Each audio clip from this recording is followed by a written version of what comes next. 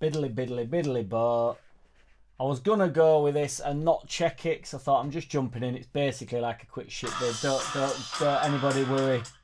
It's not the underlap. We won't be here for hours, but I'm still gonna check it. Yeah, I've had to check it. We're in, we're on, we're over. What's good, Ena? What's good, Tim Flowers? Evening, Marcus. Yes, what's good? You know what time it is? We're going a bit different with this. I was late on from work tonight, so I thought rather than do my usual pre-recorded, I thought we'd try something a little bit different. It's only a little match preview. Talk a little bit about the FA Cup and what I want to reiterate a few things. Hey up, big man. What's good?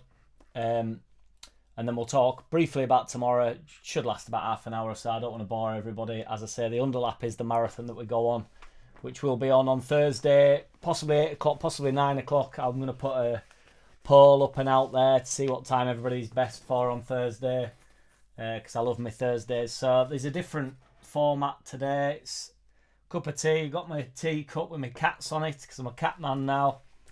We're trying something a bit different, Andy. We're trying to go, I got home late from work and I thought, I normally do a little match preview, a little pre-recorded. I thought, why not go live, see if we can get some chat going also. Yes, Tudor Rose, what's good, brother? So yeah, it might not be a common thing. I might not do it often, but we will see.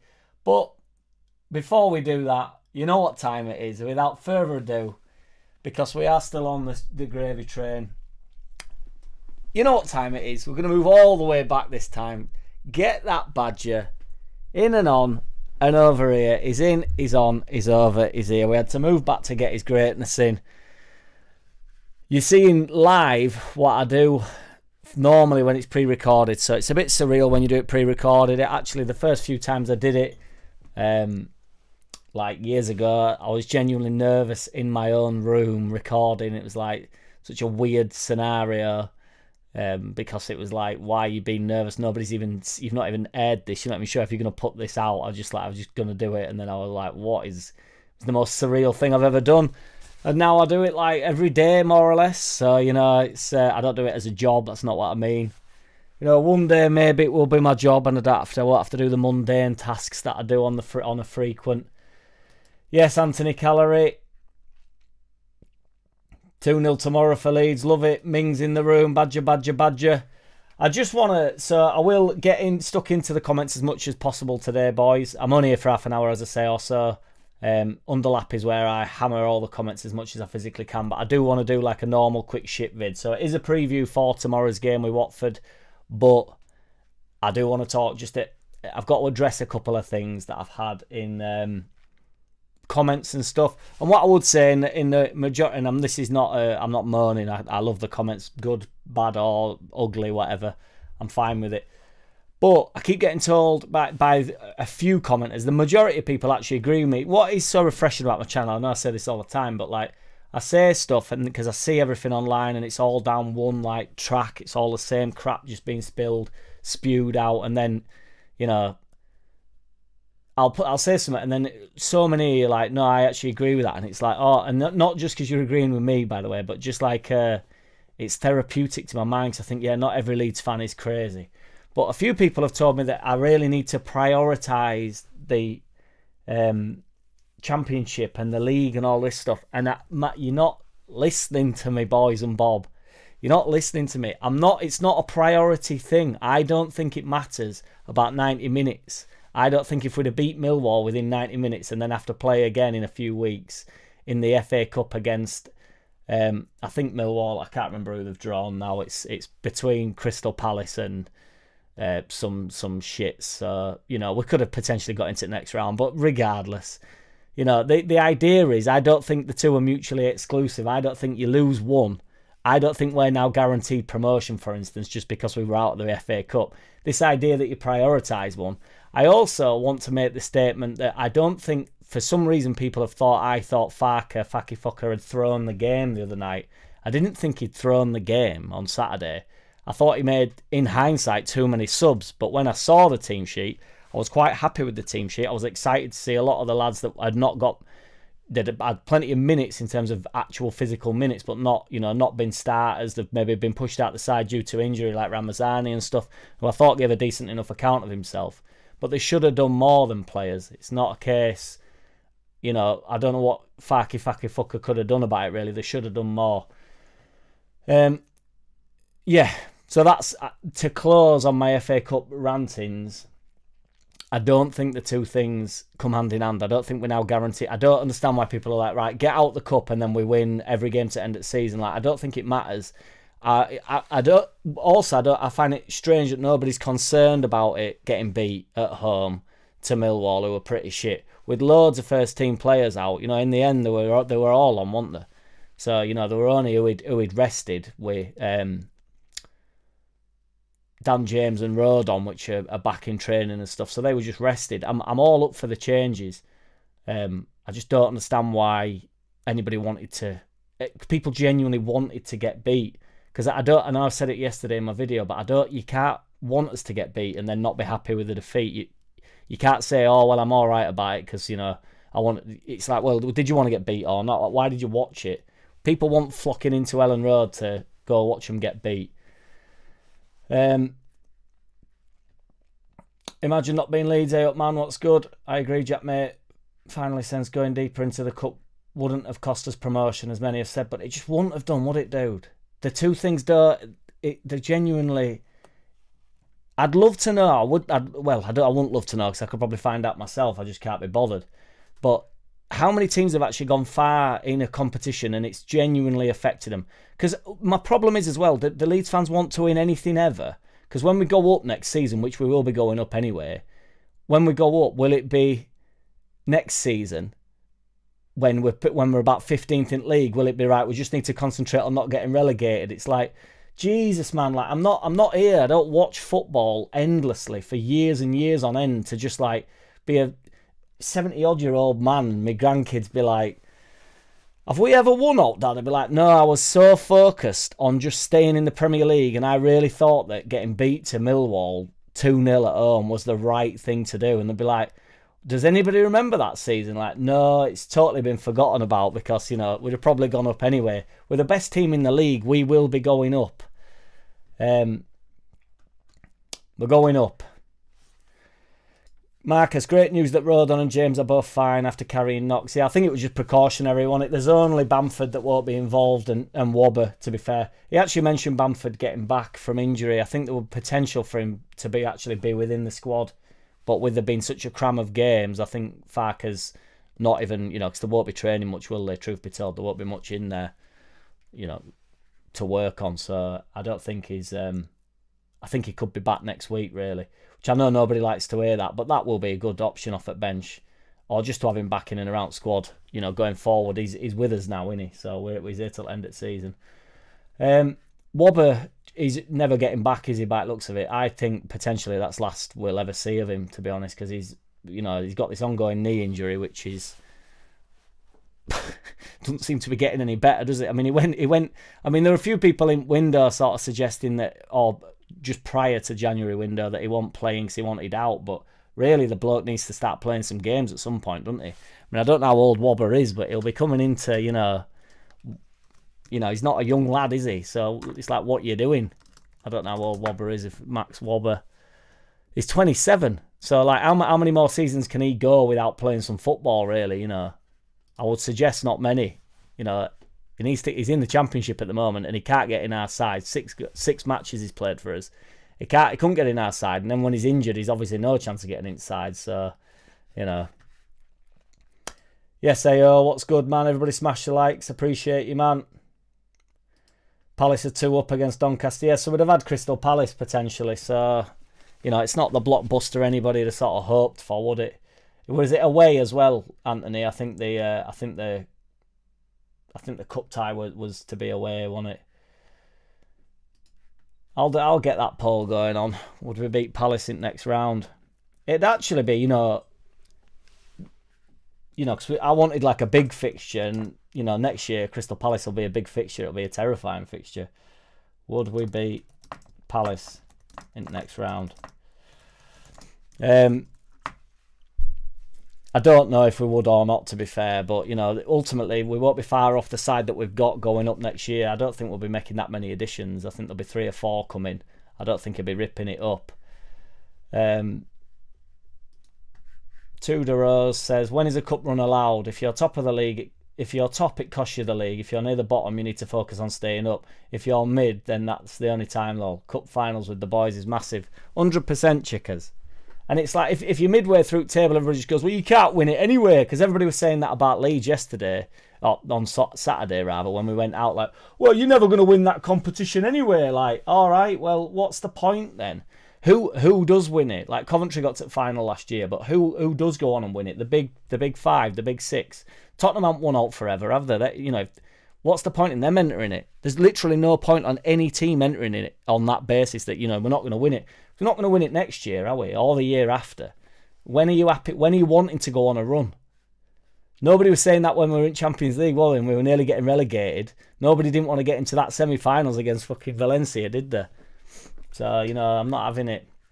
It'd be interesting tomorrow, though, because I do think Watford, I mean, they're in absolute shite form. They're January. They got beat 2-1 to Sheffield United. Obviously, Sheffield United are a decent side. They drew 1-1 with Cardiff. Everybody knows our history with Cardiff. So, take that.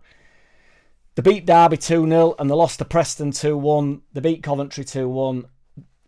Oh, they got beat to Coventry 2-1 and they got beat to Norwich 1-0. But that all being said, on Saturday they pulled out a bit of a performance and drew 2-2 with Sunderland, which is obviously a decent result for them. Now, on that basis, this has been one of the fixtures. I don't know why I've got a thing with Watford in my head. They're still like a big club from like way back when.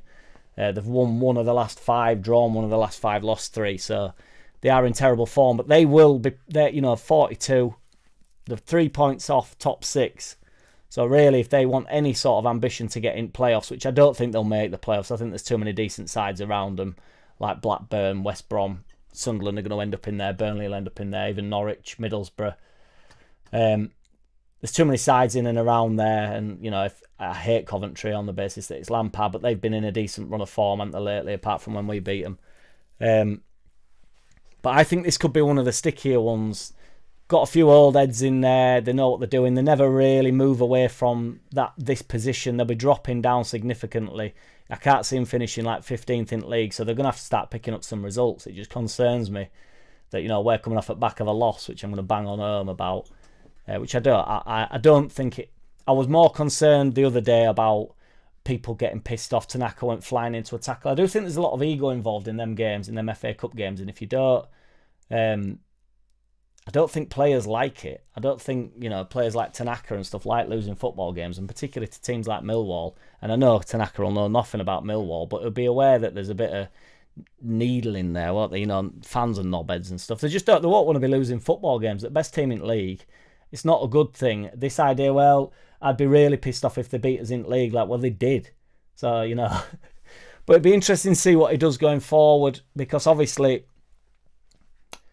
whether Gruev comes back into the middle. We spoke on Just Joe's on post-match yesterday, which I was so tired for. And I was still a bit pissed off from the Saturday session of getting beat. And I felt everybody else was a little bit more like, it's fine. So I was like, oh, just leave it. I don't want to be that guy that's just won't shut up about it. So I was just struggled with. I still had to be like, well, it's guaranteed promotion now because we're at FA Cup.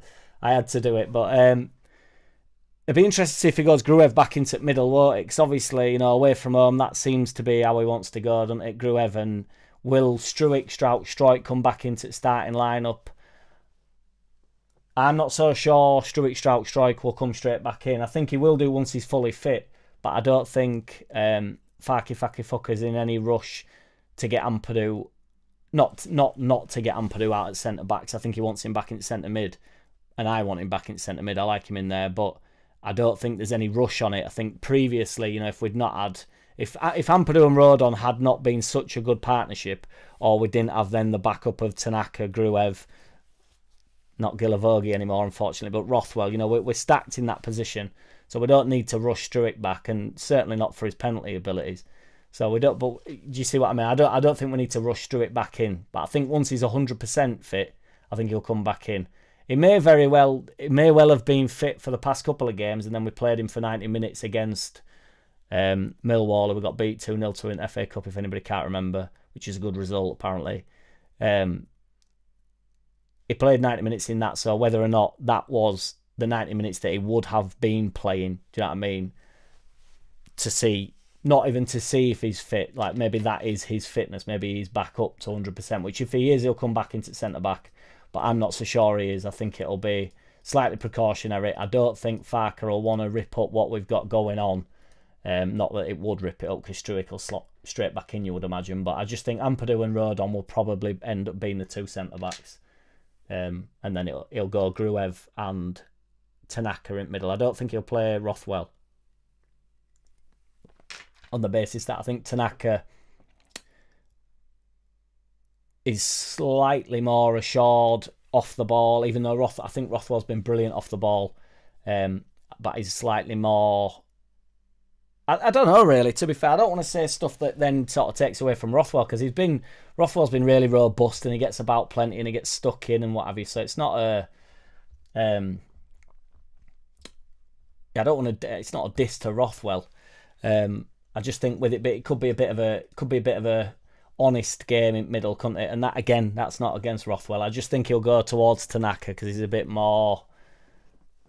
I don't know, he's got that side of his game a little bit more so than Rothwell does, even though I think Rothwell can do it. But yeah, it'll be an interesting game. I still back us to win, so I can't, even though I think this will be one of the sticky ones, I can only suggest that we're probably, an early goal. I know it's the most obvious and oldest thing that anybody ever says, but an early goal, settles the team down massively. And I think we should be flying.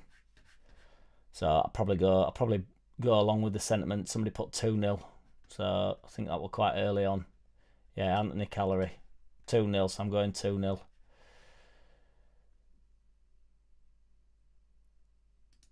I watched it, Jack. Tired or not, stick to your convictions. Nobody wants a yes man. I didn't yes anybody, in fairness, Andy.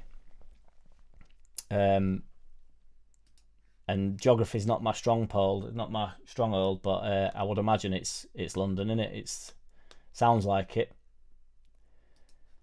The Leeds get another league clean sheet. I see Watford scoring. Leeds do win and concede. Well, if we go 1-0 up, we've won the game, which is... It's crazy our record when we go 1-0 up. It's absolutely wild. We're 64% likelihood of winning, 21% draw, 15% they win. So we are strong favourites. But they've not stopped scoring, to be fair, even though they're on a terrible run. They've got 2 against Sunderland, got 1 against Coventry, 1 against Preston, 2 against Derby, 1 against Cardiff, 1 against Fulham, 1 against Sheffield, 1 against...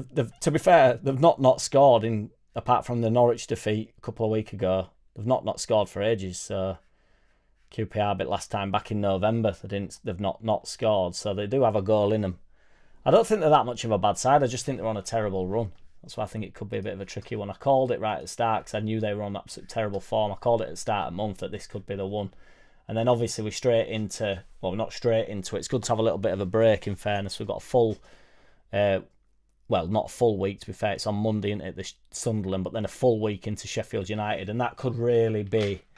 This could really be where we separate the wheat from the chaff here, couldn't it, boys? We could literally be pulling away. I've got a little shitty video and a little short video for the build-up of this, where that was from last year when I said we're going up as champions, and I put a D&B track on, had a bit of a ball, and then we didn't go up. So I thought I'd just resurrect the old video. Not recreate, resurrect. Jesus style. What's good, Top Banana? Some name. Ayo, when we get promoted, I'm looking forward to a good FA Cup run next season. I'll hold you to that, Ayo. I will hold you to that, brother. Because I'm not having none of it when it's... when we do get on a bit of a run.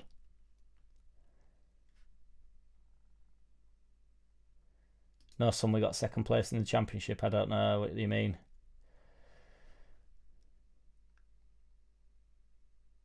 Someone said somewhere they were going to change their name to Wobber's Knee. Yeah, it's bad though, isn't it? I don't, he's probably, I don't have any leaning towards him or like that. Do you know what I mean? I'm not, with the greatest respect to Wobber, Wibbling Wobber, I'm not too fussed about him.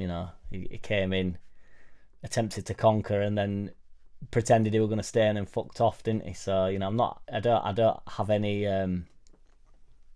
affinity towards him, but it is must be horrendous. And to be honest, you know, and I'll definitely get pellets for this. I've not got many in the past couple of days, so I might as well take them now.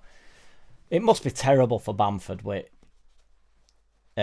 injuries. Like, genuinely, like, he just cannot get back now, can he? And, like, you know, people have totally signed him out. And in fairness, you know, it does get to a point where, you know, it is fair enough that he's been signed out, because he's very fragile, isn't it, to say the least.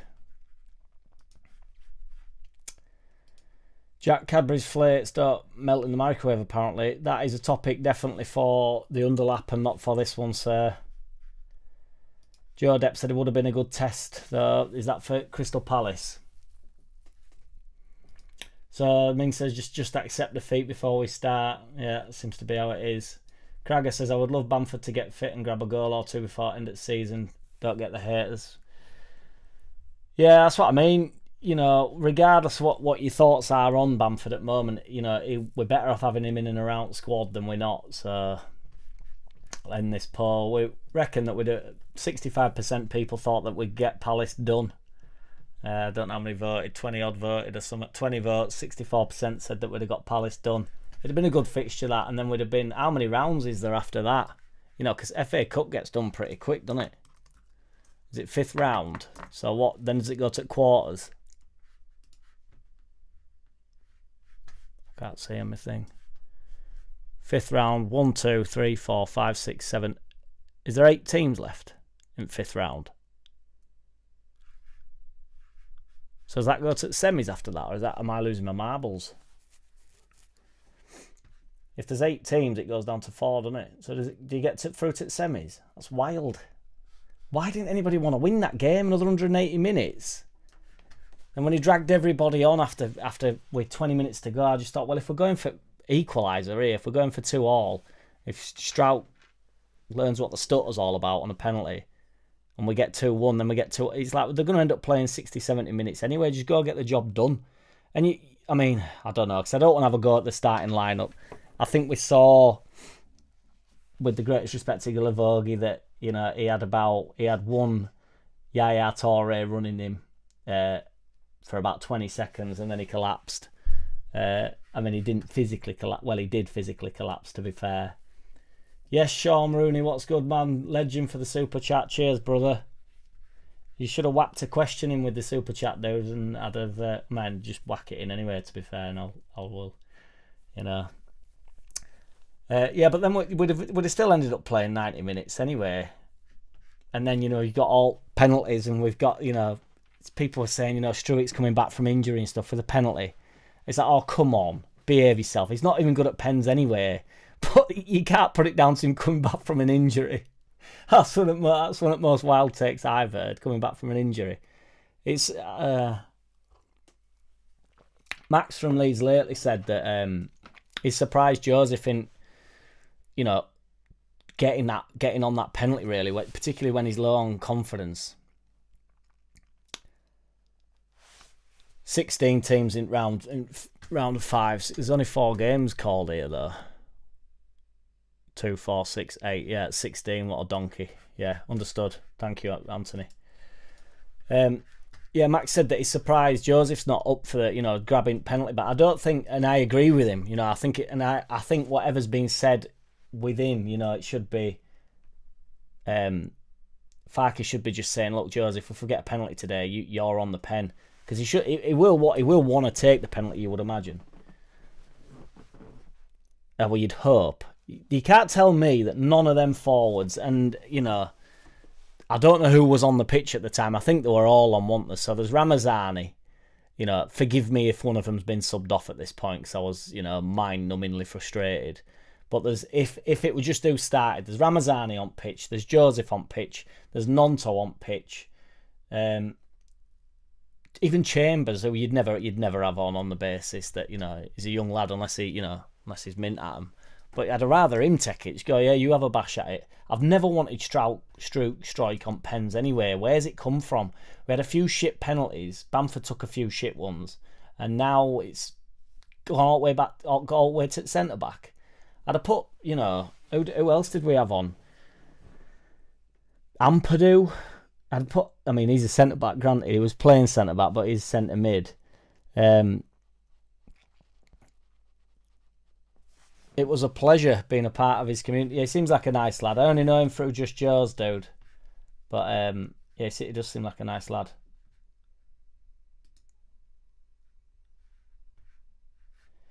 Yeah, I agree, Joe. If it has 100%. To be fair to Pep and stuff,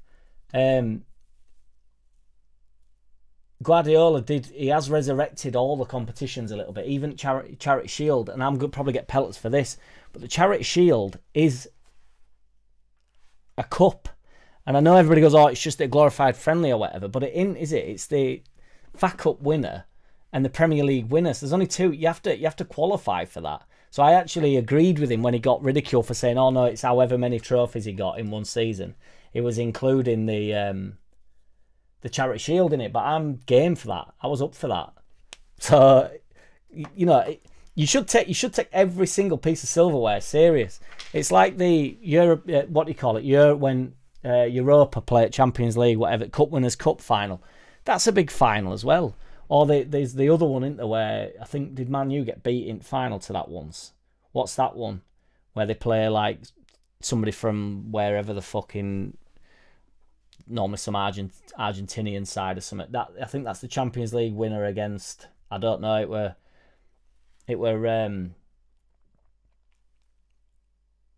I can't remember, but that Marcelo were in it last year, I think, or year before, I can't remember. But they were a bit dogger, to be fair, but still a decent match to watch. Ming says, oh, to be in the Charity Shield. But in all seriousness, that's what I mean. When the last time were we in a Charity Shield? Like, in my lifetime. So it's not like we're making the Champions League, the Charity Shield. It is worth its weight. Not in gold, but in silver, I would argue. Because, you know, not every team gets the Charity Shield. How many? Let's have a look here while we're live and direct. Charity Shield winners. Let's see if anybody shits ever won Charity Shield. Or how many shits have won Charity Shield.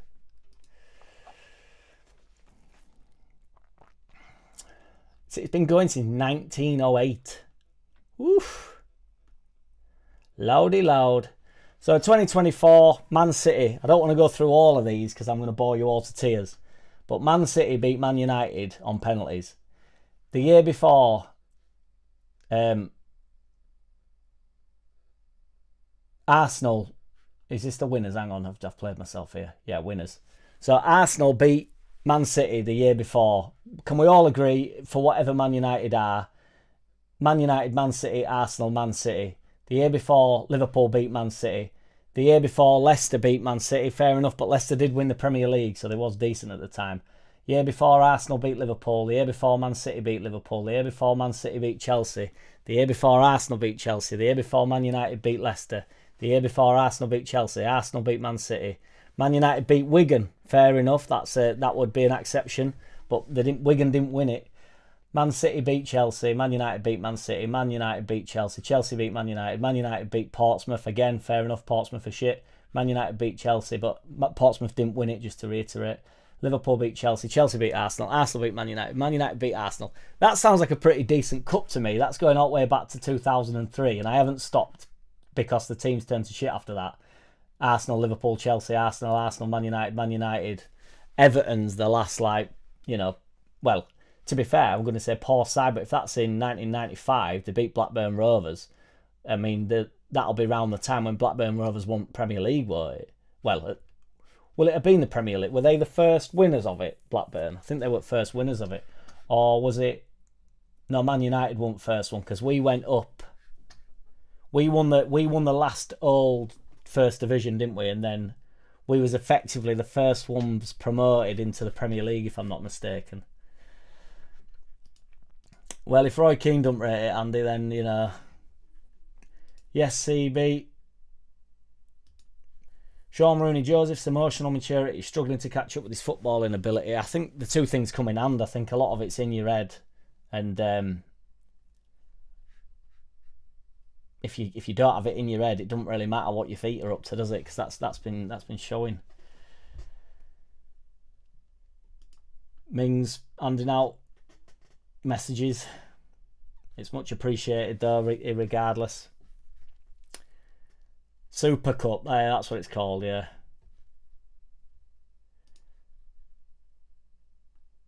Yeah, he seems like a nice lad, like I say. That's what I mean, Ming. Be right, and it's a right day out as well, isn't it? First day of the season. Start a week earlier, see where boys are at, and get Charity Shield one geared up. Yes, arse ripper. What's good? Leeds won it, beat Liverpool in 1992. That is bang on right. Is that CB? That must be. So would that be the year? Would that be the year we won? That must be the year we won the old First Division then, 1991. The 91-92 season, or were it 90-91 season? I get mixed up in that sense. It confuses me how it goes over 2 years. I always get it mixed up. Like, we're obviously in 2020, 24, 25 this year, obviously. But even that slightly confuses me. It's just the year you started in. I think we won it in 1990. I think we won it in 1990-91 or 91-92. I don't know, that's what I mean. I could just Google it in fairness. When did Leeds win the First Division? I know it was the year before the 90. Leeds finished fourth in 1990-91, and then in 91-92 season they won the title of the last Division 1 as top tier, and then it was replaced by the Premier League. So yes, I was right. We was the first team into the. I can count now. I got that trick. I'll see if I can check that. Oh, it's not. It's not coming up.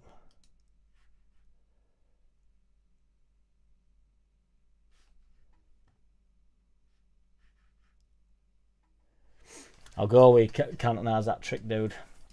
Yes, JL UFC, what's good? Stripper.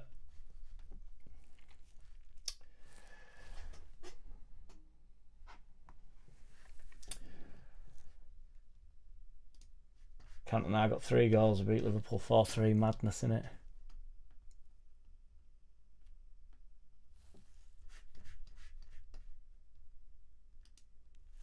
Yes, I think it was.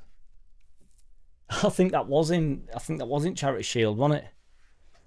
Because they were all like though, wasn't it? I think Johnny Giles he chinned him, didn't he? That's on. I don't know if anybody ever watched Danny Baker, but Danny Baker's Fabulous World of Freak Football was like the funniest thing. He used to do this own goals and gaffes, which I never thought were funny because I don't really find own goals that funny. But he did the Fabulous World of Freak Football, and that was so funny. I swear to God. And they featured that part, and he lip reads Keegan, because that, to be fair to Keegan, he gets sent off in that game, doesn't he? And he's the one that gets chinned. So like, yeah, Johnny Giles proper chins him. He literally like right hooks him over the shoulder, like tries to lay him out. Keegan takes it, to be fair, and then Bremner has it out with him as well.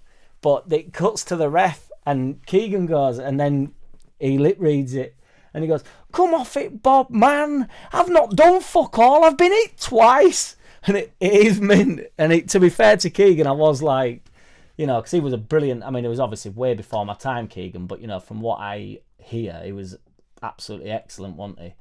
And I actually liked him as a manager and stuff. He was a mint character. It's a shame he lives in a caravan, doesn't he? Apparently now, I don't know how true that is, but I think Keegan travels the world or something. We're drifting into underlap stuff here, so I do apologise. This was going to be a game breakdown. Keegan caravan. I don't know whether that's going to come up. Lost the ability to Google. Oh, fuck yeah, that's never going to come up, is it? AI says I'm not available for this search, so I've not even got that on there. I liked it. I like the whole "come off it, Bob, man. I've not done fuck all. I've been hit twice." It's like he got sent off for getting chinned, basically. We're nearly getting laid out. But yeah, it's some character, wasn't he, Keegan, to be fair. Keegan was ace, got on well with Don Revy. They were friends. I didn't know that, dude. Sripper watched that game. Yeah, it'd have been mint to watch that. Have you come from... You've been in Barcelona, Jules? Get up. What have you been doing there, lad? I've been to Barcelona only as a youngster, but...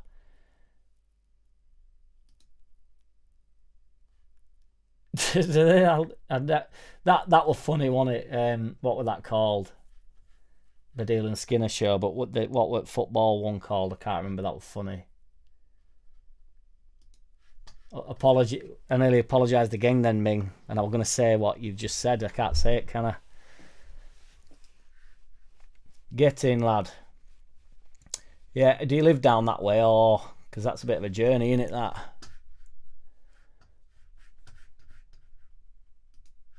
Good lad. Get up, Mingy. I'm on cup of tea tonight. Monday night vibes. I keep thinking it's Tuesday on the basis that we've been playing on a Wednesday, haven't we? And fantasy football, that's it, CV. I've been playing on a Wednesday, which throws my underlap off, so I have to either go early or go late, and no.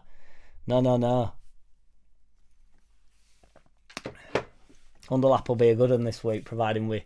Well, if we lose, ironically, it'll be a bit more feisty, but I don't think we will lose. In summary as well, Darlow's not the one, is he? Gillavogi's not the one, bless him. Farker was really complimentary of Schmidt. The fantasy footballs are flying in now. And he mentioned that he might be in the game time squad and stuff. We'll be alright, Jay.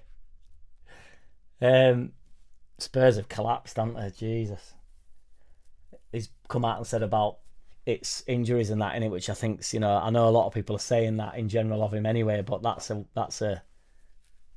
quite a statement when manager starts saying that basically we're shit because I've got a few players injured. Can you imagine if Farky Fucker said it? But yeah, it was really complimentary of Schmidt's performance. He said it were good. He were really happy with what I showed him. Got to keep putting it in training. And then he said, potentially match day squad and stuff. It's interesting because I think everybody thought we'd sign him as a left back, but he's right-footed, so obviously he's not going to get in over Bogle due to the fact that Bogle is Cafu and Firpo is Carlos. So we literally have the best wing backs in the league by some margin. Firpo is a 3-assist a game type of fella. So as a left back, that's some returnings. But yeah, I thought Schmidt were good.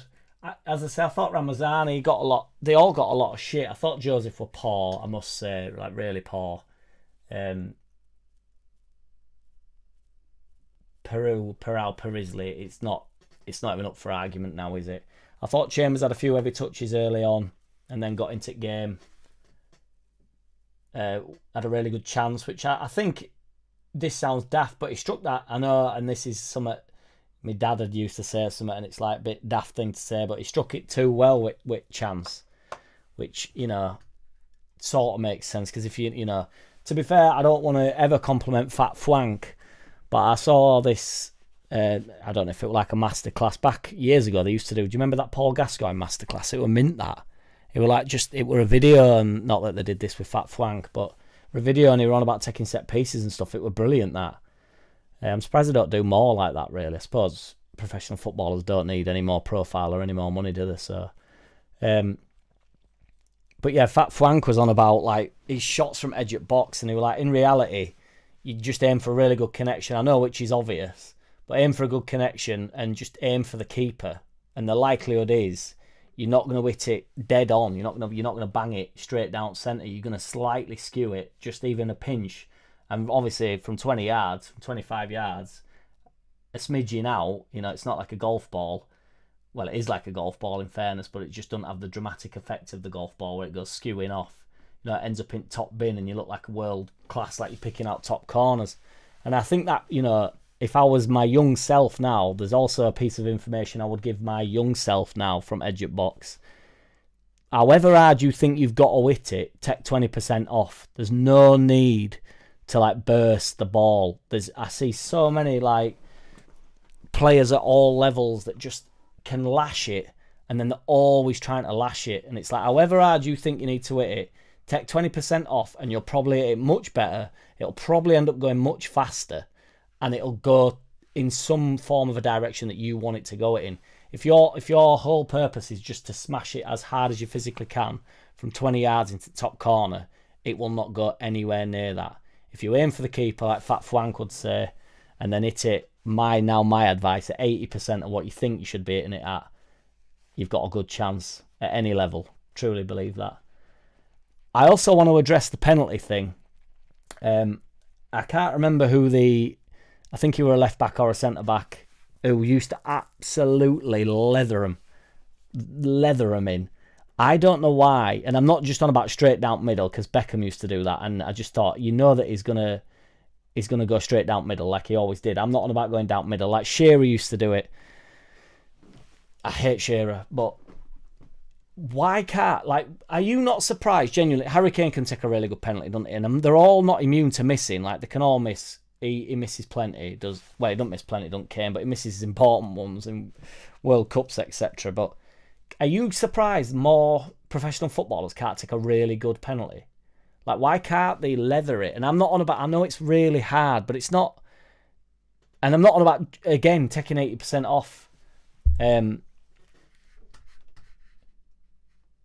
Good to hear that from Farker. That's in reference to Schmitty. Young JC was a talent very similar to Michael Bridges. I don't know about Michael Bridges, but I'll take the compliment. It's the connection, not the power, CB. 100%. It's about hitting it right, getting it cracker-jacker. Ian Hart could strike a ball, yeah. But you surprised that there's not more penalty takers that you just think, he just never misses, like Letizia, Shearer, Kane, and then if I'm honest, I start to struggle. Apart from that guy, I can't remember his name. I don't know if he played for Everton or something, but he used to absolutely leather it, like leather the ball. Like, he was bald, I think. He used to take a big long run up and smash him in. He used to lash him in, Ming. Dirk Kuyt smashed him in. I can't remember that, to be fair. I don't remember him on pens, really. I thought he placed him. Ivan Toney, 100%. Because he can take a penalty. Yakubu, he didn't used to lash him, but he could take a penalty. Yakubu understood the stutter. He started the stutter. He used to walk up to the penalty spot and then just, the stutter was his whole walk, and then just go other way. Lorimer was an exception. He leathered it, but I bet he did the same thing. I bet it won 100% at power, honestly. I mean, with them balls, I bet you'd have to put in 134% at power, to be fair. The only way you can lash a ball is if you're going to stick it in one of the bottom corners to beat the keeper. Yeah, but, and also just lifting it a little bit. Were you bowler on pens, Bertland? He could smash a ball, though, that is for sure. Julian Dix was the ball guy, is that right? Stuart Pearce, I only know him for missing, to be fair, Anthony, but were he decent at him? I mean, I remember the one that he got, in fairness, because he went mental afterwards, didn't he? But Julian Dix. Oh, this might be my dude. This is my guy. Yeah, it is. West Ham. This is him, yeah. This is him on pens. I need to now know his record, though, because if it's terrible... 94%. He scored 15 penalties in Premier League. He only missed one. He missed one, which was saved by David Seaman against Arsenal. At Liverpool and West Ham. Dick's penalty technique was known for its power. I didn't know Giles was on pens, to be fair. Ming the Merciless. Love it. Julian Dix. He used to hammer him in. There were that big goof as well, though, weren't they? Were he for Everton, I think. Not Richard Dunn. I know that was Man City, but they were similar to that. And I'm sure, did David Unsworth? Did he used to hammer him? I'm sure he used to be on pens, didn't he? Cole Palmer's got a 100% penalty record from 12 spot kicks. Yeah, I mentioned Letizier's, man. Yeah, he was good at him. David Unsworth, total penalties scored 25, missed 4. Again, that is a decent record, isn't it?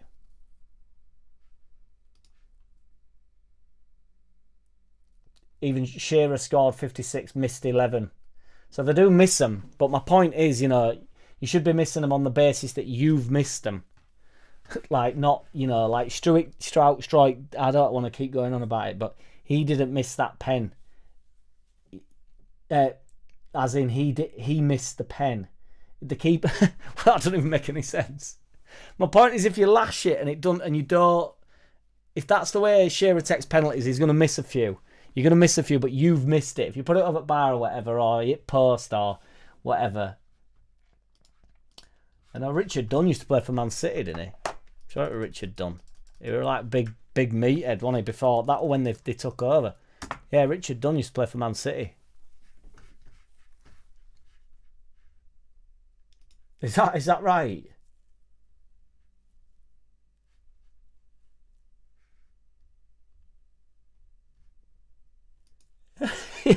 It's in half. Lee Sharp, did he take pens? I'm enjoying this now. See, this is underlap stuff. I feel like a fraud. Lee Sharp penalty record. Lee Sharp's penalty record is no penalties scored. I don't think he ever took any. So that debunks that one, unfortunately, CB. David Dunn.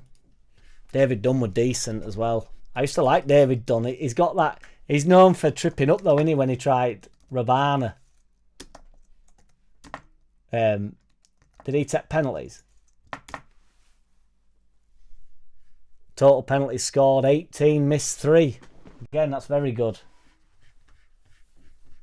But yeah, he's known for trying that Rabana, isn't he, and then decking it. I don't even want to Google Linekers, man. Honestly, I can't. There's not many in football that annoy me more than him. But for the sake of it, I will do. Total scored 17. Total missed 5. Not good enough for me. That I'm only messing that. That's decent. Giles scored 41, missed 3. That is some going. I doubt that. I really doubt that, Andy. Graham Sharp, sorry dude. Graham Sharp for Everton.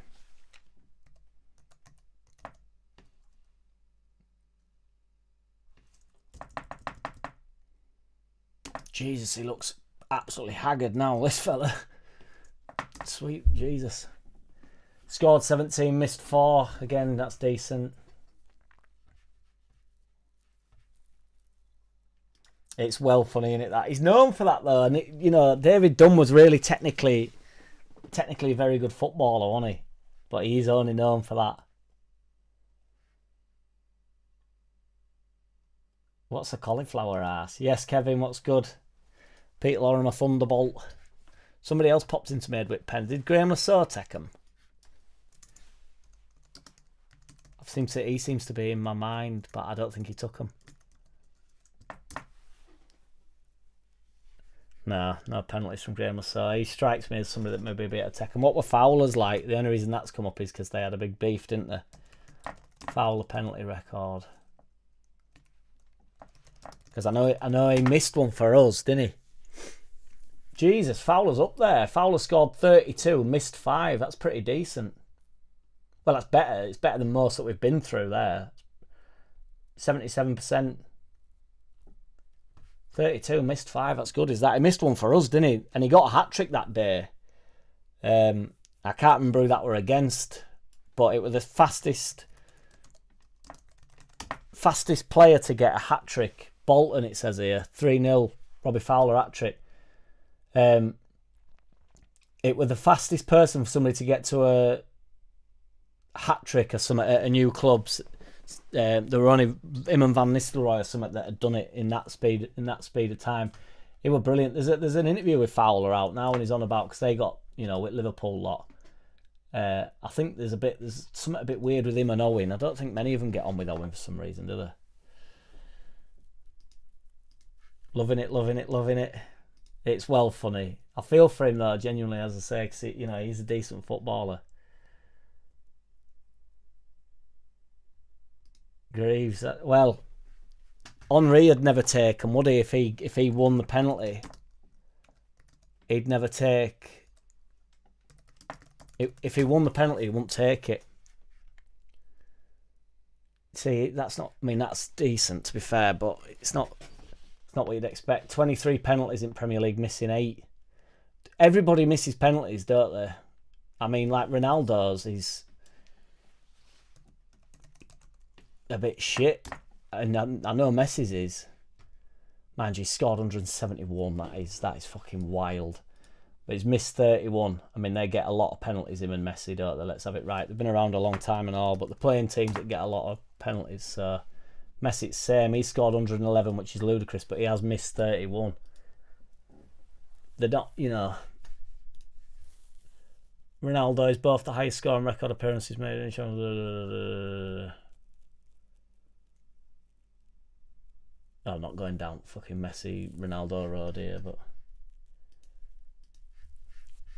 I know he won't get on planes, would he? It's crazy that when going to all Champions League games and stuff, and he won't even get on plane. I've never missed a competitive penalty, you know, because I never took them competitively. I've missed a few in my time, to be fair. It's awful. I'm actually quite good at them. And what's so annoying is, as I got older, I got better at them because I was more confident. I knew it like didn't matter as much. So like, even though it did, I became more zen about it. I didn't have any nerves. Whereas when you're a young buck, it must be so hard at like top level, because when you're a young buck, you've got I had loads of balls about me. Like, I was such a little knobhead. But when it, you know, like, I was either super confident or shit scared of fucking everything when I was 18, 19. And it's same on pens. Like, I was either like, I'll bang this in. Like, you either really back yourself, but if there's a seed of doubt in there, it's so bad. But then as I got older, I just knew I could put them in. And then I took some, and I didn't miss in my 20s. So that's my claim to fame. I'll have to have a penalty shootout. Get all boys down for a penalty shootout. To be fair, that'd be well funny if we organised like a mass penalty shootout and got the best penalty takers from the channeling. Well, just everybody and anybody, just to come down to Boozer in back garden one day in summer and have a full blown penalty shootout. I'd be well up for that. Be ace. We'd have to get half decent keeper in net though, or not, and just wait until everybody's blaked up and drunk, and then watch everybody start missing when there's nobody in net. Because I've missed a few in practice when nobody's in net. That I can assure you, which is particularly, you know, like before a game or something, nobody in net, you think, like, I'll just take a penalty, and then, you know, there's nobody in net, you put it wide, it's like, oh boy. Also, my claim to fame is I got one stuck in stanchion, but that wasn't in the game. It was 2 minutes before the game. We was going through, there were 2 of us to take pens. They're like, who wants them? So, and we had like a quick go off before the start, and it got stuck in the stanchion. It was tremendous. And then they put me on pens, and then we didn't get a pen. So I do, Kevin. Yeah, I was a bit. I don't know about my 40s, but in my 30s, I don't think I've taken any in my 30s. And boots up a few years ago. I played a bit of six-a-side, but I do think we beat Watford, Kevin. Yeah, I think it's going to be a little bit stickier than other people expect on the basis. I mean, I quickly ran through it earlier, but I think it could be a bit tricky. Obviously, if we get an early goal, our record is ridiculous once we've got the first goal. But yeah, I think we should. We should be putting them to the sword, shouldn't we? But we are going to lose to end of season now. There is going to be a couple of games where we're like, oh my God, I wasn't expecting that. And one of them games is coming up. And I don't think it'll be Sunderland or Sheffield United. But I don't think we can go this whole month winning. So I think at some point we're gonna come slightly unstuck or stuck.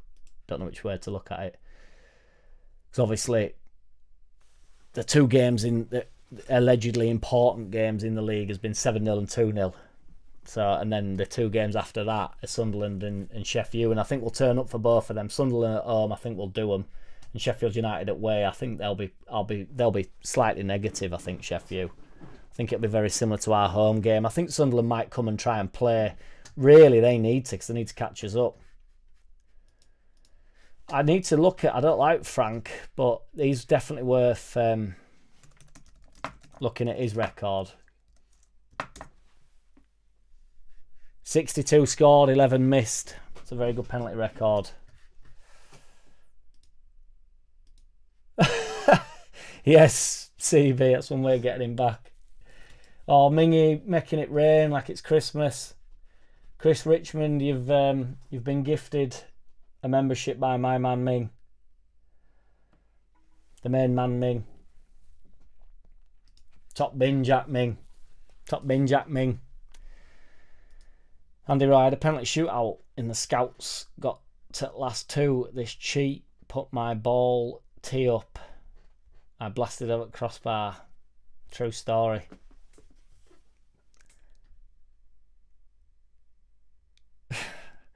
Yes, Kevin, I'll take it. 1-0 will be a nice little ad. I don't think it'll be a bad... well,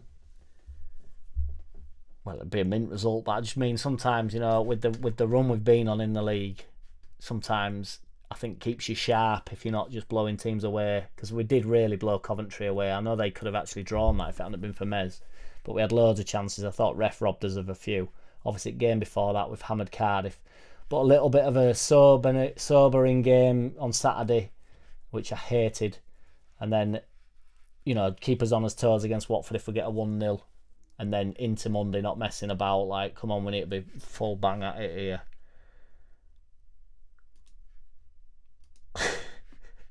Yes, Chickers, the best goalkeeper, that'd be sensational entertainment as well. But it'd be hours of taking balls, which, you know, I'm sure you're up to the task. Jules D, are you making your way there, man? I've just seen that comment. Sorry, dude. I've got you live near there. I've seen it somewhere, but I think I got distracted by the membership shout.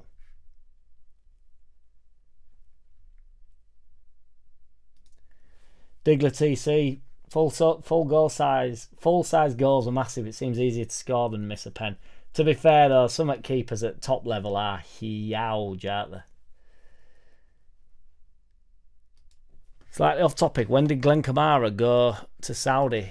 I didn't know that had been confirmed. I knew we did a video on that. Or did I know it had been confirmed? I can't remember. Al Shabab, yeah, we did, because we were on about how it sounds like a kebab. He went in January.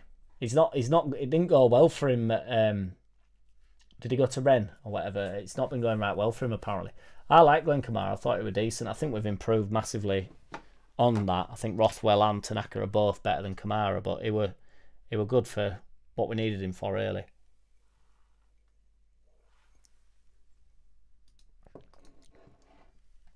%, Michael, yeah. 100%. I think we're all gonna drop points to the end of the season. I still think we go up top. I'm just on about literally based on our results. That I still, you know, we lose 2 games to end of the season. That we go up top. That's inclusive of them lot. They're not going to go on that run either, where they're not losing a game. Everybody's going to drop some points. We've also got them, you know, in the next 2 games. If we beat both of them twice, well, not twice, beat both of them once. Then it gives us a bit of breathing space as well. There's only Sheffield, I think, really honours. I don't think Burnley win anywhere near enough games. I think they draw far too many. They're on 13 draws now, 16 wins. I don't think they win anywhere near enough games.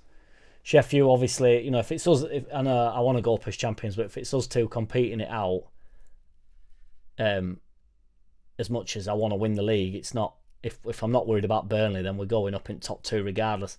And I don't know why people are still on about Sunderland, because even if they beat us on Monday, which I don't think they do, I don't think I ain't worried about Sunderland. I think they've been too inconsistent.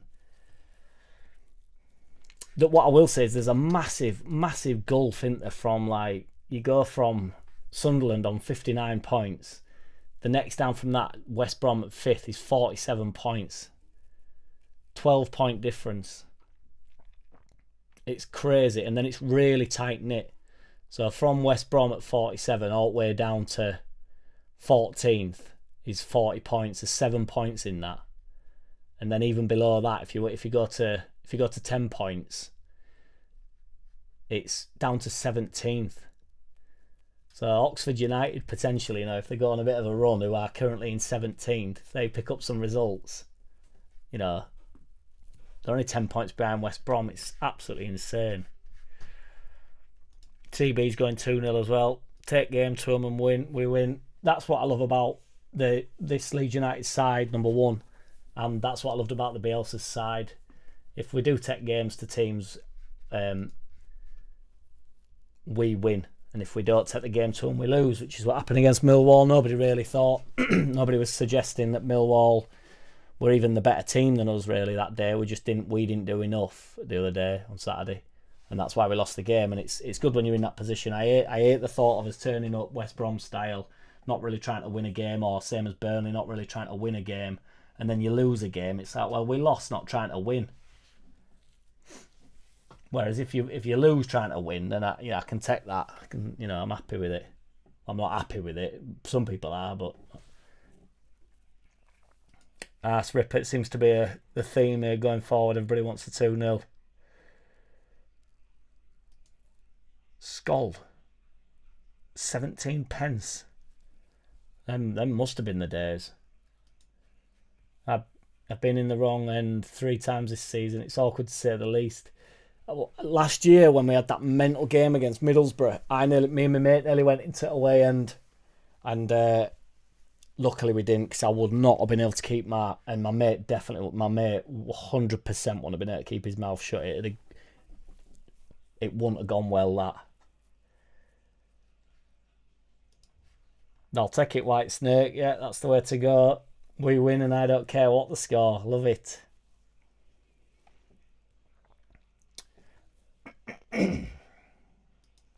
That's why it's so difficult, White Snake, isn't it? That's why it's absolutely horrendous to get out of it. Carol with an E, so I'm not sure if it's Carol or Caroli. Carol, I think probably just Carol. Thinks 2-1 tomorrow. Well, as I was discussing, I was only meant to be here half an hour. I've been here for 65 minutes. We're discussing earlier, Watford do get goals, so it's not like the last few games, even when they're losing, they're always losing 2-1. So that might be worth a bit of a bet. That Watford have been good in my both teams to score bets. I'll be doing the same against Leeds. Yeah, 3-1 versus Watford, says Diggler T. Aronson. Love it. Sunderland don't lose at home. Burnley draw too many, says Andy Rowe. I'm going to try to debunk that. Well, they've drawn the last 2 at home. They beat Portsmouth at home. That's the last game they won at home, which is the 5th of January. So they got beat to Stoke in FA Cup at home, but I won't use that on you, because that's on the 11th of January. The last game they won was against Portsmouth, who were shit, on 5th of January. They're so inconsistent, Sunderland. They beat Sheffield 2-1 at home. Beat Norwich 2-1. They're decent at home, but again drawing. They're just super inconsistent. They're still a decent side. The thing, that's kind of my point though. We're pulling away. Us 4 are pulling away, but I don't think it's a 4-horse race. This. We've won 4 out of last 5. Sheffield have won 4 out of last 5. Burnley have won 2 out of last 5. It's just nowhere near good enough. Sunderland have won 2 out of last 5. It's nowhere near good enough. It needs to be 3s and a draw. You need to be, every time you look at that last 5, it needs to be 3 wins, I think. They don't bounce back quick enough, don't Sunderland. They can go on really loose patches where they're just dropping random points.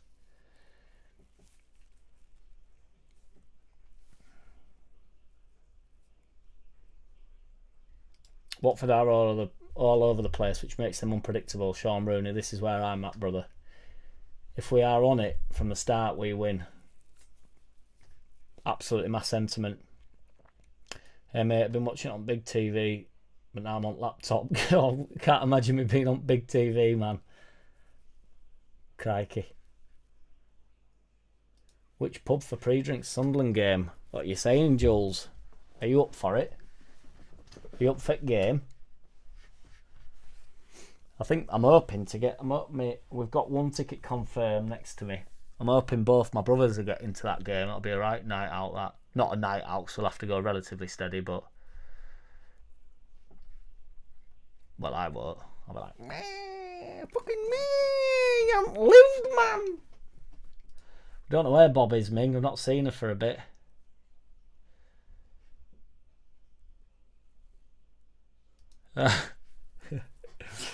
Since Christmas.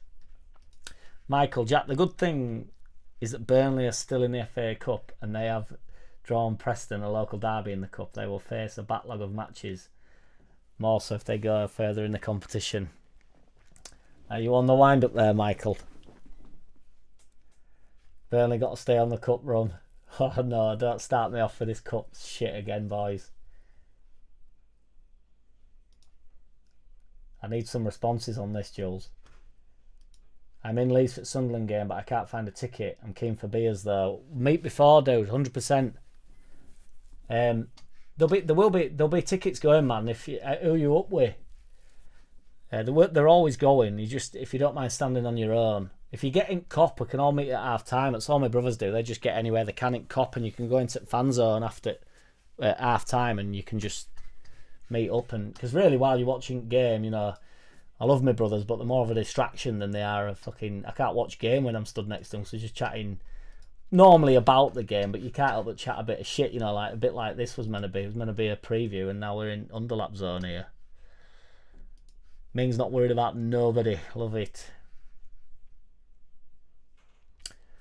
I don't know, Andy.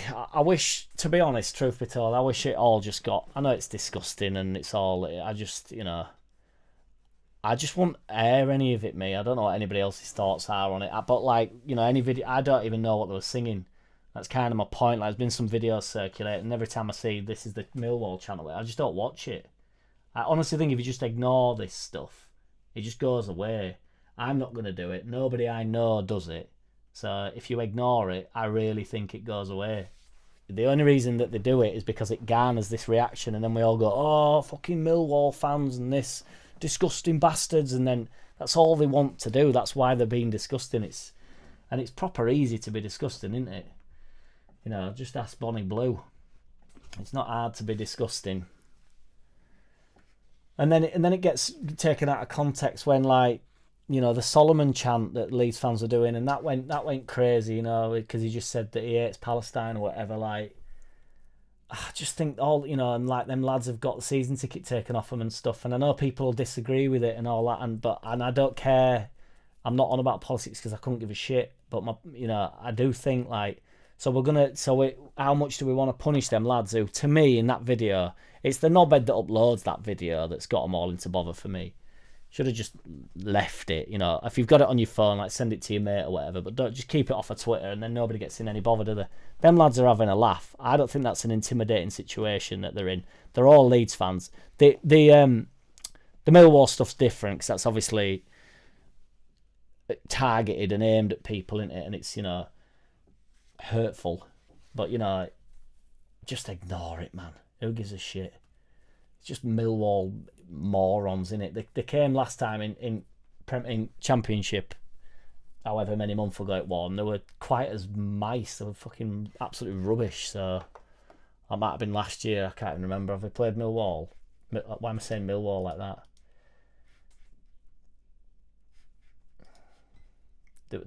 They brought nothing, and then they were on about. I saw this video going around. This guy going, "Oh, I've been getting." And then he's filming himself like a schoolgirl. I tried to get into a pub, and then they asked me if I'm tooled up. They said, "Are you tooled up?" I thought, no, they didn't. I've been in loads of pubs before, you big fucking fat idiot, and nobody's ever gone, "Are you tooled up? Are you tooled up?" Now, the beat us at their place, didn't they? That's right, yeah. So it must have been last year when they came to our place. We've got them a bit later on in the season, have we? Yeah, we've got them on 12th of March, yeah. So, but it was last year they came and they're just silent, absolutely nothing. Yeah, they're asking me if I'm tooled up. I says, what, am I tooled up? I can't even bring a battery in here or something. He ran about a battery that he had on him or something like that. Why have you got a battery on you for? What do you mean a battery? Like a fucking... a battery? Because I don't think, you know, I mean, you can maybe make an explosion out of that. But, you know, and if you can, you know, just hand it over. You know, hand over your Tronic AAA battery. Take it easy, Sean. Cheers for the super chat, man. You're a legend. She's in the background. Hope you well, love. Is it she heard again?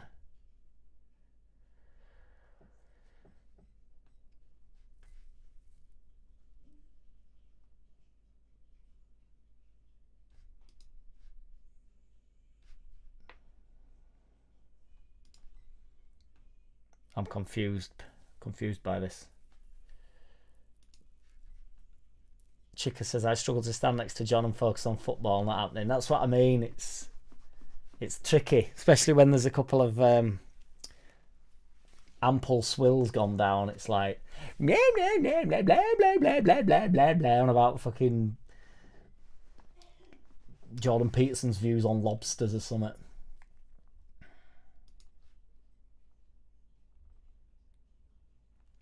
On website, dude. They come up, honestly. You just got to refresh like a maniac. With the Sunderland game, it might be hot. The tickets might be red hot, razor hot, but you can just stay on at it. Like my mates give them up like day before. Also, they might. I've got a few lads, but they're in other stand. They're in north, east, south. They're in south stand. But they never go. They're always texting me the day before saying, does anybody want them? So if you don't, you just won't be able to meet us at half time. But because you can't get all the way around.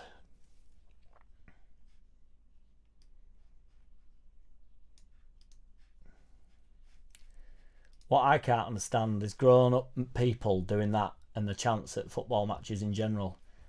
That's what I mean, Kevin. That's why I just think if you just ignore it, it's like I can't even believe it. Do you know what I mean?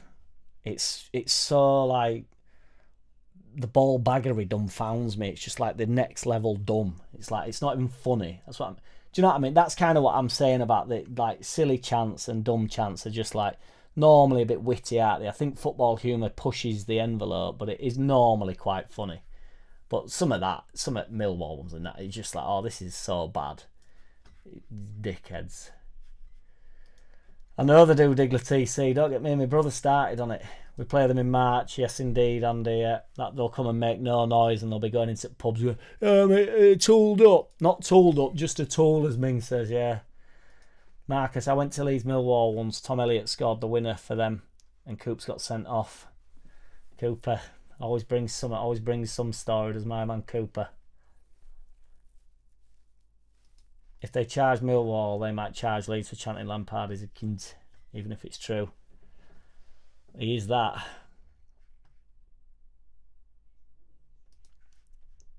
Yeah, did you see the one with the tent? Take your tent and fuck off home or whatever it was like. But again, that's banter, isn't it? You know, it's funny.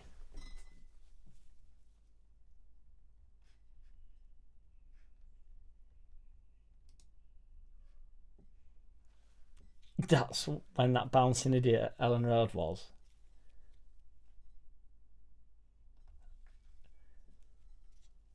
Torture the battery boy. Battery gonna be starting something. You got to be starting something. The battery starting something. The battery starting something. He's far too tooled up. Yeah. Can't get in the local boozer. No. He's stuck outside because the fucking guy's an idiot.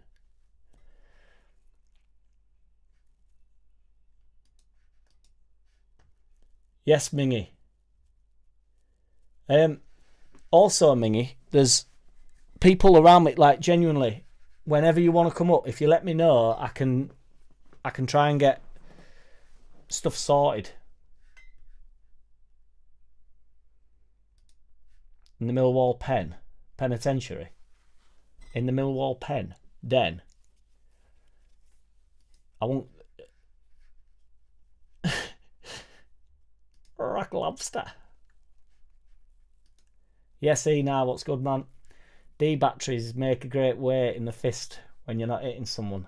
Also make great missiles. To be fair, if it were a big battery, then, you know, like you say, don't want to be launching that about, but... Ah, yes, Andy.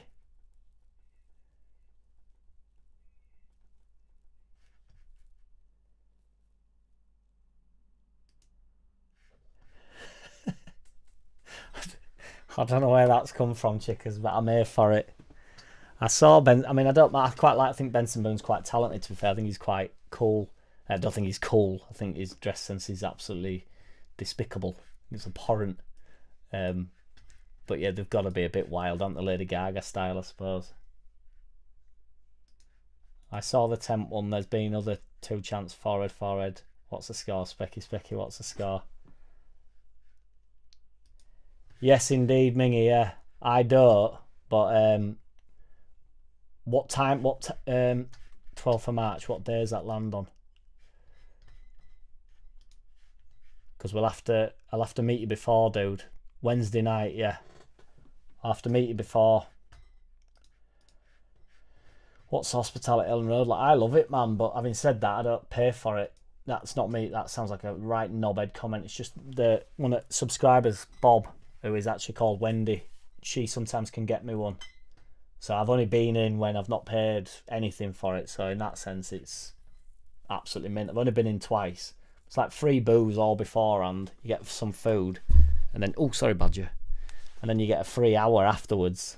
So it's if you want to get boozed up, you know, not tooled up, boozed up. You know what I mean? I don't know why I keep doing that. Like he was on the phone, he was filming himself, but I feel like it's funnier if I pretend he's on the phone. But it kind of is on the phone, even though he's filming it, because he's pretending to tell someone. Or is he on the phone while somebody else is filming him? I don't know. It's not important. We're talking about hospitality. But yeah, if you want to get boozed up, not tooled up, then it is mint. And the food is not bad, even though Bob hates it, Wendy hates it, but I'm all for it. I think it's tasty.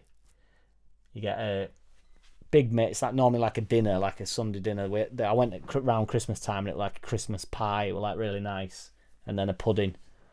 But I was late and I had to like wolf it down, and I was trying to get a bit tipsy beforehand, so I had to go easy on the pudding. But it is worth it if you can get it for no. But Mingy makes a thing of it, don't you, Ming? You come down like 2 or 3 times a year and make a thing of it, and it's definitely, you know, it's good, isn't it? You just drink. If you like booze, it's... Yeah, let us know, Mingy. I'll come meet you. I'm free about 3 after 2. Like, every day for a week, normally. Now, when we come from Iceland, the only tickets we can get is hospitality free Heineken. You simply must let me know, now when you're here for a game. You do get a goodie bag, Andy. Yeah, I forgot about the goodie bag. You get a programme, and if you're with Wendy, she steals stuff for me. So she stole that 69 because obviously I think it's funny. That's actually Wendy's number table, 69, which suits her down to the ground. So she nicked me that. You get a programme, you get like crisps and curly whirlies and random shit. And that's it, and loads of booze. Do you get what else? No. And then Wendy's friend Nicola bought me that scarf. I was treated like a fucking god. It was tremendous. Spoilt rotten, so I was.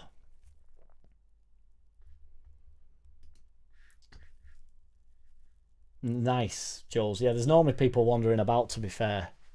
Wendy's met loads of them. You can go to do's as well. You can go to player award shows and shit like that, I think, if you go to a lot. I mean, they've got season tickets, I think, in the hospitality, which is wild. Wendy says she's been in them all, and she reckons that the one that they're in now is the best one.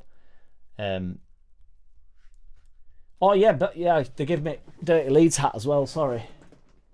I've got a Dirty Leeds bucket hat, which is actually like, they don't make them anymore because the guy that made them got, not in trouble, but I think he got asked to print them for Leeds or something, and he couldn't print any more of them. So that's like one of the last ones. I think Mingy got the same one. So they do have guest speakers, yeah, chickers, yeah. I can't profess to ever have been in any position to listen to them because I'm like just chewing someone's ear off. Normally Ming's ear off or Wendy's ear off. And just getting blaked up, to be fair, but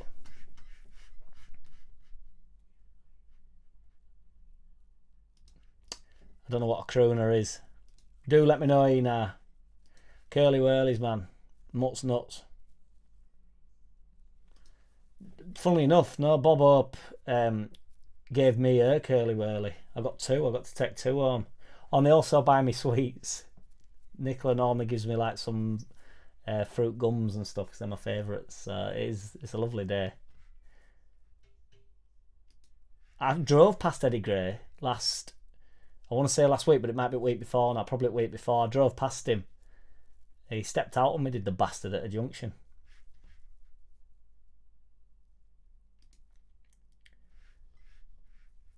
Yeah, I would be on board with that, to be fair, Jules. It's a bit more of a civilised affair, although not when you go with Wendy, it's mint.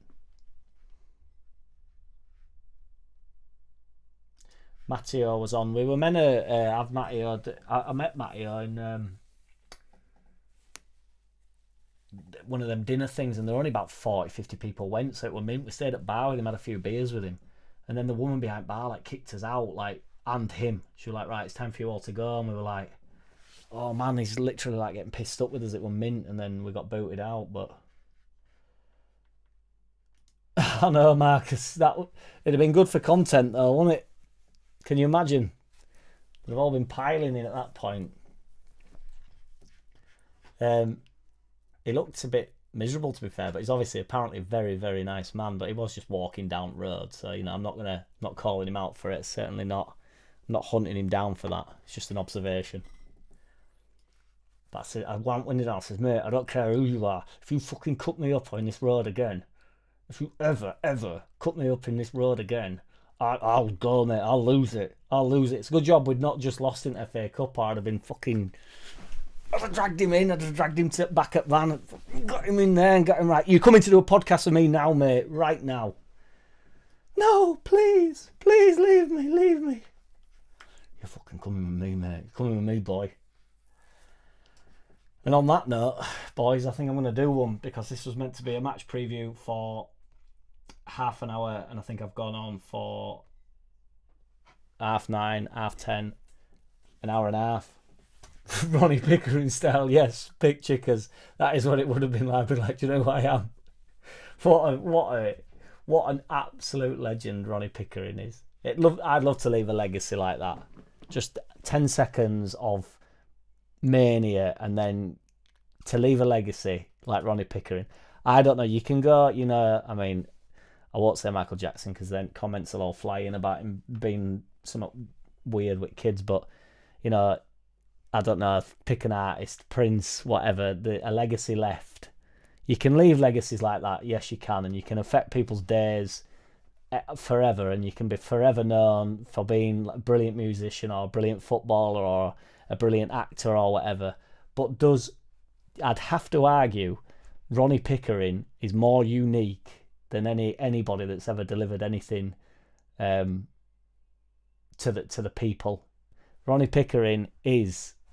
There's only one Ronnie Pickering, and like Tupac, you could have an argument like is Biggie Smalls better than Tupac. If you're on about Eminem, it's like, do you like it? Do you not like Ronnie Pickering? Universal. Who doesn't know Ronnie Pickering? And if you don't know, you should know. And if you don't know, you never knew. That's where I'm at. I do actually, Ming. Yeah, I do. Ronnie Pickering. Tremendous stuff. So, shout out to Ronnie Pickering. If anybody knows of his contact, I'm going to be trying to get some guests on when I can be asked, organising my life a little bit more than just randomly doing these. And the guests will be coming on, and I'm hoping Ronnie Pickering can be the first one, because that would be some guest. A crooner is a singer, so Frank Sinatra, Matt Monro, Dean Martin, Bublé, Nat King Cole, Andy Rowe, exactly, all these people have left a legacy, including yourself, but none quite like Ronnie Pickering.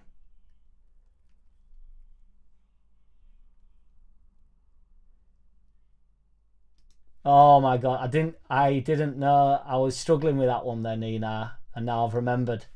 Again, unbelievable legacy. Is that what it's called? Jack Carlson. He's better than Ronnie Pickering though, because he's well funny with it. He's the best. Yes, Rich Sullivan. The only channel to make a link between Ronnie and Tupac. Mini underlap, yes, Mingy. Yeah, that I forgot. My mind's gone a blank now.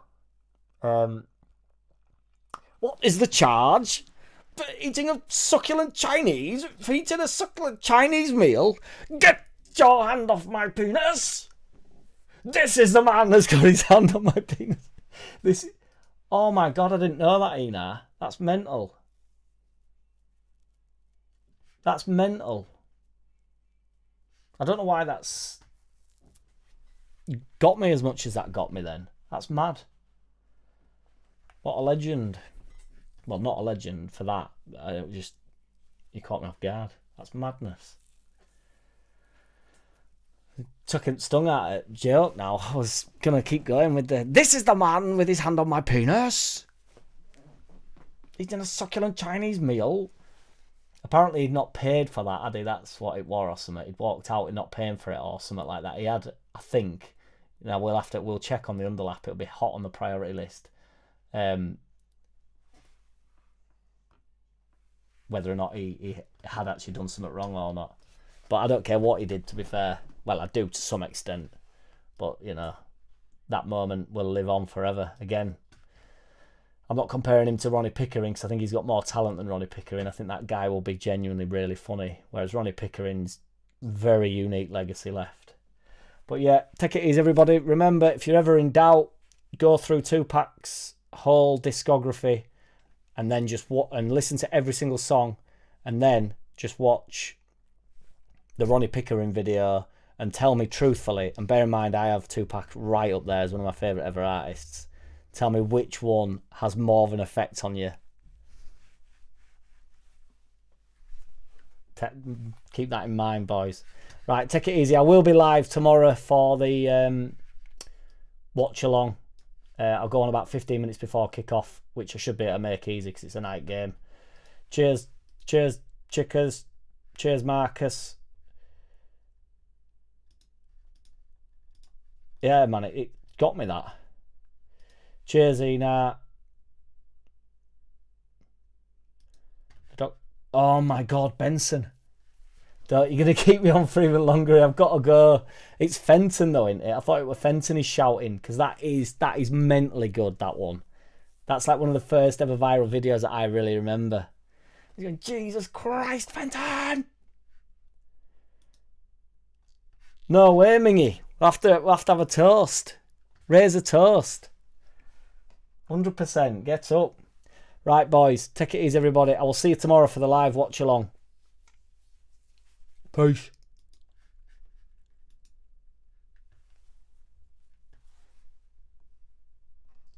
No way, Mingy. We'll have to have a toast.